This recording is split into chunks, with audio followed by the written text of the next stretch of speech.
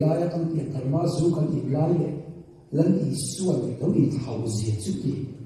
a ta ta khina lo o i suwa ta chu nei lo thoi la ki sen lo mai la mo amma ku to lal pa mi shiat kana mi ki chu ko kan ni an nuam ka ni ki chu in ha na ha lo ni ka to ma chu chuan i suwa a wang chuan he i kan ki ve mai chu John James so mà thì cái James bị chân con lái cái này thực tế cái đấy cái phần để đi làm mua ta sai làm số cái đi cái này chỉ cần mà cả cho anh yêu cái này có phải nó là cái này đâu cái này mà sẽ cần nhiều họ làm gì nó cái chuyện nặng này ôi sao James bị khắp lại mua bị xí lên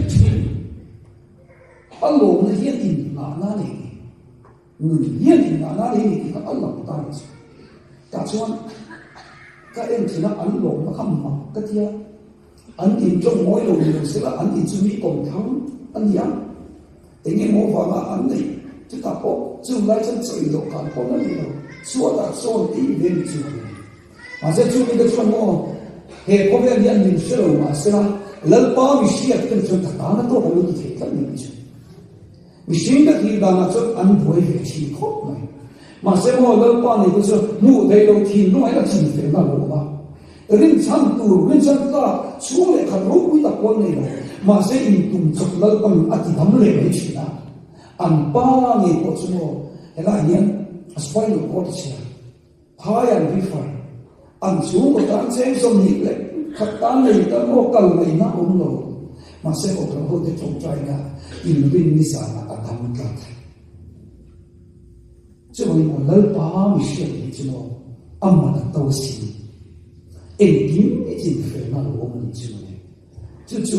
cái này tôi chỉ là anh nghĩ chung của tôi mà nghĩ cái này sẽ là phòng nắng lại thì tôi nghĩ in mai nó có sao mấy bộ anh như vậy thì mà sẽ mình sẽ tu hiểu thật sự là quý một đấy là chú rõ chú này chứ bằng chân lần ba mươi sáu này alo nuôi em này tôi lại chú các hiểu nó nhá